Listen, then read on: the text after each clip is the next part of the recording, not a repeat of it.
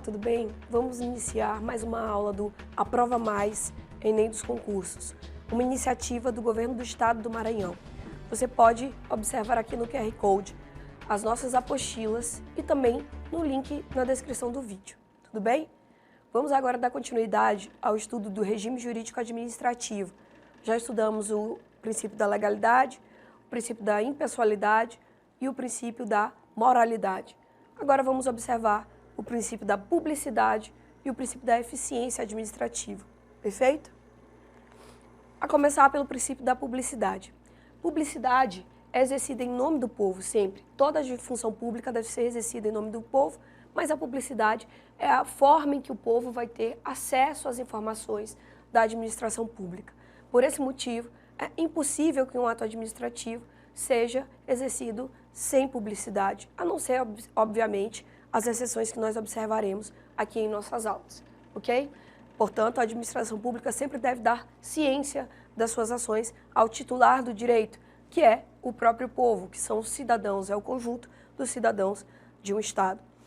Para observarmos, é a publicidade que vai trazer justamente uma condição de eficácia ao ato administrativo, ou seja, sem publicidade, o ato administrativo não terá eficácia, não deverá ser efetivado, concretizado.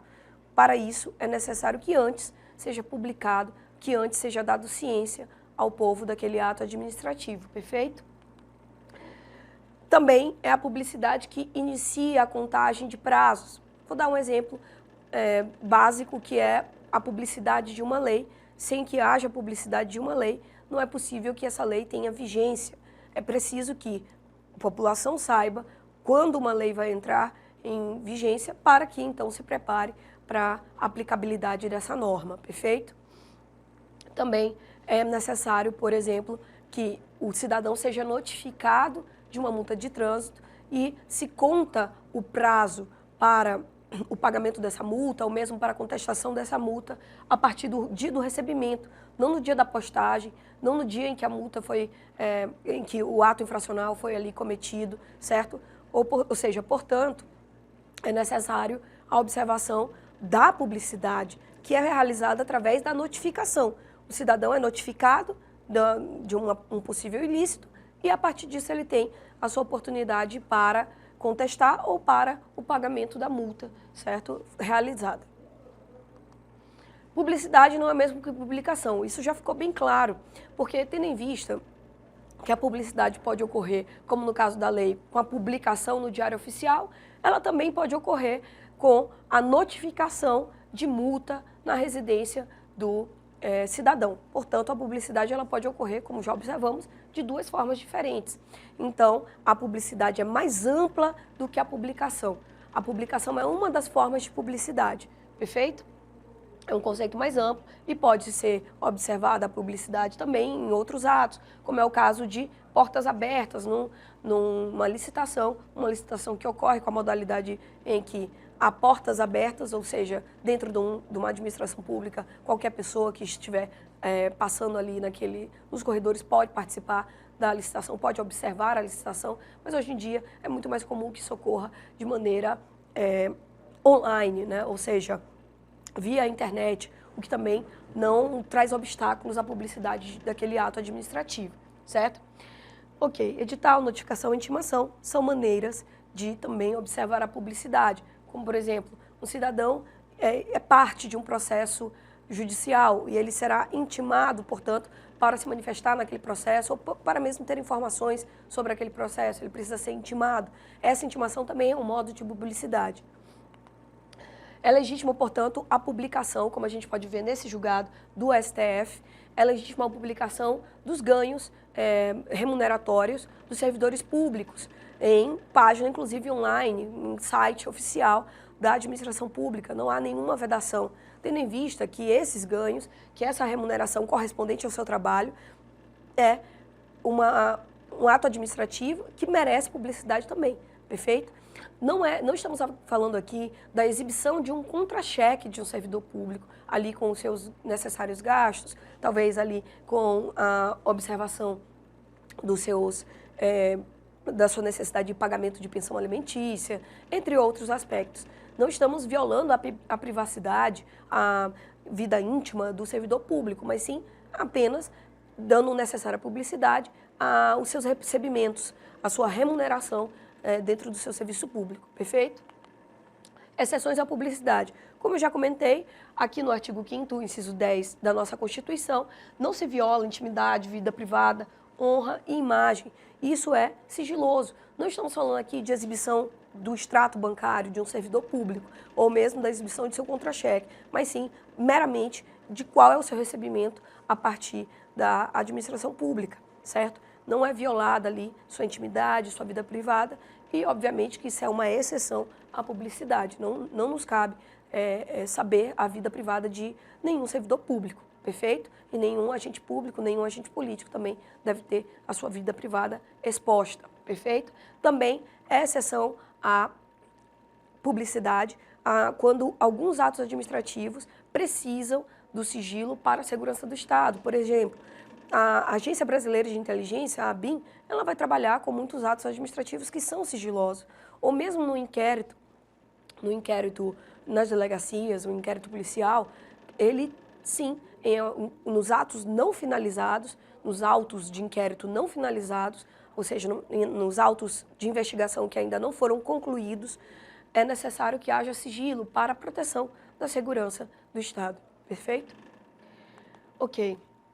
Também, como eu já havia falado, naqueles processos com sigilo decretado, que geralmente tem sigilo decretado para assegurar a honra, a intimidade, a vida privada, ou para assegurar a segurança do Estado, é necessário que também não haja publicidade. Perfeito? Publicidade, portanto, é um dever. Ele não é uma escolha, é vinculativo. O administrador público deve fazer a publicação, ou mesmo por outras formas de publicidade, dar ciência aos cidadãos do que está acontecendo na administração pública, certo? Se ele não faz, é ato de improbidade administrativa, mas também existe o outro lado da moeda, ou seja, o administrador público deve sim fazer publicidade, e se não o fizer, é improbidade administrativa, mas ele deve ter cautela ao exercer essa publicidade para que o outro lado da moeda não se observe, ou seja, uma publicidade com fins pessoais, publicidade com fins que não são públicos, certo? Violando também a probidade. A publicidade ela deve ter caráter educativo e informativo, portanto, ela deve seguir patamares de informar a população do que está acontecendo, e também pode haver, por exemplo, quando se trata de uma universidade, faz parte da administração, uma universidade federal, por exemplo, faz parte da administração pública indireta, uma autarquia, e, portanto, com caráter educativo, deve sim publicar os estudos que estão ali ocorrendo e etc. Não há nenhuma vedação. No entanto, jamais deve ser com o intuito de promoção pessoal. Lembrem-se, já estudamos ali na impessoalidade da administração pública. A publicidade ela não deve servir para promoção pessoal de um administrador público. A promoção deve ser da administração e, portanto, dos atos da administração pública para a ciência, para a informação ou com caráter educativo da população. Perfeito? Não deve haver promoção pessoal e, por isso, não pode constar nomes, nem símbolos ou imagens. Você já deve ter visto, por exemplo, nas obras públicas, grandes outdoors trazendo ali justamente quanto a obra custou, quando que se houve licitação ou se foi contrato, todas as informações necessárias para que o cidadão seja informado, certo? De como aquela obra ocorreu e como é que ela iniciou, quem é a empresa que foi contratada ou ganhou a licitação, certo? Tudo isso deve ser informado ao cidadão. Agora vamos tratar um pouco mais do princípio da eficiência. Compreendemos o princípio da publicidade e vamos tratar da eficiência. O princípio da eficiência, ele adveio, ele consta na nossa Constituição, no caput do artigo 37, a partir de 98, com a emenda constitucional de 1998, que incluiu este princípio ao status constitucional, certo? No entanto, ele também é expresso em legislações infraconstitucionais, como nós vamos ver. Ele é um princípio expresso, mas também ele consta aqui na Lei 8.987 de 95, no artigo 6º. Só que agora ele tem um status constitucional, certo? Tem duas esferas, a necessidade de observar os meios e os fins. Nos meios, o que nós observamos é a necessidade de regular os gastos Os gastos devem ser os mínimos possíveis para que sejam os mais adequados, os mais convenientes à administração pública, certo? E, ao mesmo tempo, adequando esses meios, deve-se observar os fins que são os mais corretos para a administração pública, ou seja, aqueles que advêm os melhores proveitos. A administração pública sempre deve observar aí essa necessidade, essa adequação dos meios e dos fins para os atos administrativos. A eficiência, como eu já disse a vocês, já estava constando em norma infraconstitucional e, obviamente, para que haja uma prestação de serviço adequada, o princípio da eficiência é um dos princípios que devem ser observados.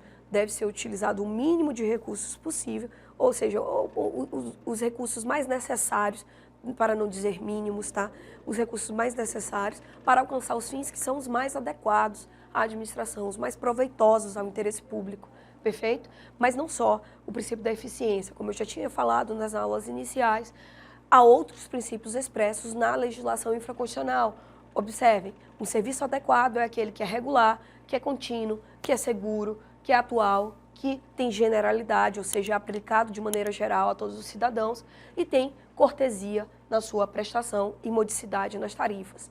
E, portanto, o princípio da eficiência, ele é um dos princípios da administração pública e, obviamente, que ele está expresso com o status constitucional, mas há outros princípios expressos na esfera infraconstitucional, ou seja, nas leis do nosso Estado e devem ser seguidos da mesma maneira pela administração pública. A alteração da estabilidade do servidor público também iniciou-se com a ideia de eficiência na administração pública. A estabilidade é sempre muito discutida, não é verdade? Vocês já devem ter ouvido falar, em notícias do meio jornalístico, que a alteração da estabilidade do serviço público também afeta o servidor público. A partir da ideia do princípio da eficiência, é necessário que o servidor público, para alcançar a estabilidade, ele observe a necessidade de nomeação para o cargo efetivo, ou seja, depois de passar no concurso público, ele tem que ser nomeado, tem que ter posse nesse cargo, e posteriormente, passados 3 anos de exercício. Então, essa afetação ao servidor público, a partir da determinação da eficiência, pode ser observada, por exemplo, quando se trata da necessidade de adquirir estabilidade.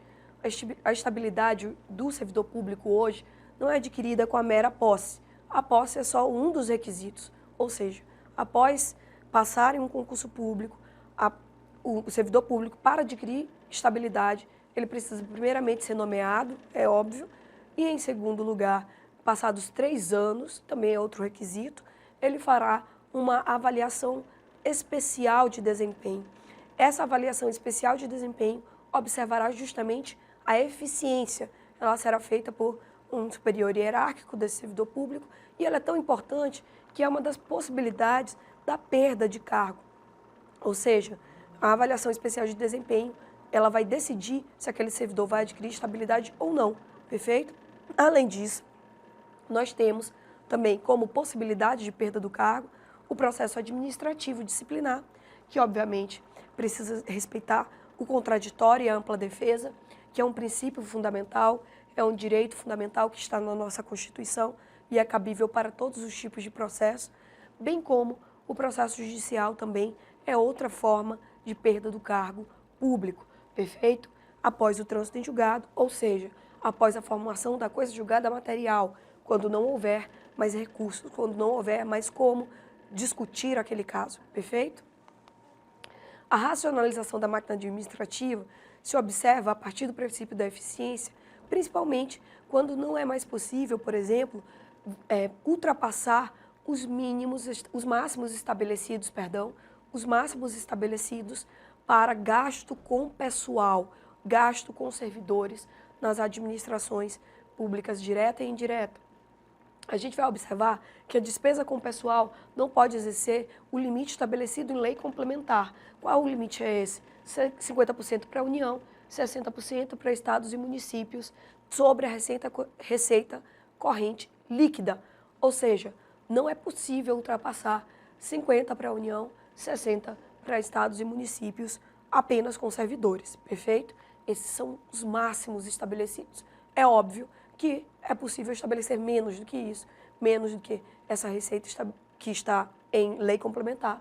Porém, esses são os máximos e se o administrador público estiver ocupando ali 50% da receita corrente líquida com 50% ou 60%, ele não estará violando o princípio da eficiência nem o princípio da legalidade. Perfeito?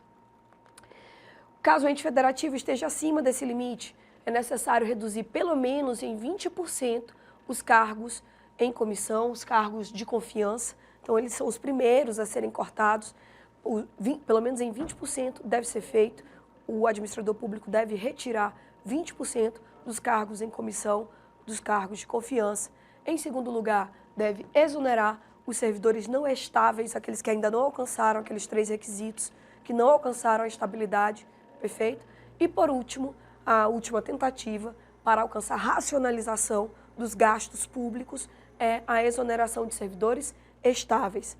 Importante saber que apenas os servidores estáveis, ao serem exonerados, serão indenizados pela administração pública, perfeito? Vamos agora às questões. Com base nos princípios da administração pública, julgue o item a seguir. O princípio da publicidade encerra o seu escopo na publicação oficial dos atos administrativos. O que a questão está dizendo? Que o princípio da publicidade pode ser resumido. Encerra, portanto, ali seu conceito, sua amplitude, na publicação oficial de atos administrativos. Nós já sabemos que essa afirmativa é incorreta, é errada, portanto, deve ser marcada a letra B. Assim, essa questão é para esquentar aí a gente e observar que o princípio da publicidade, ele não é encerrado na publicação de atos oficiais. Existem vários exemplos que já debatemos, perfeito? Segunda questão, o princípio da é aquele em que a administração pública, obviamente que aqui você deve escolher a questão que completa esse vácuo, esse vazio, tá? O princípio da é aquele em que a administração pública e seus agentes realizam suas atividades com presteza e rendimento funcional, executadas com economicidade, celeridade e sem burocracias, dentro de critérios legais e morais necessários para a melhor utilização dos recursos públicos, com a finalidade de alcançar a satisfação do bem comum. Preencha corretamente o espaço em branco. Vamos observar as palavras-chave, tá bom? Vamos lá. Presteza e rendimento funcional. Rendimento, menos gastos, mais resultados. Economicidade, celeridade. Só pode ser a letra E, que é a letra da eficiência. Eu espero que vocês tenham tido bons estudos e não esqueçam de aprofundar seus conhecimentos nas nossas apostilas. Até mais!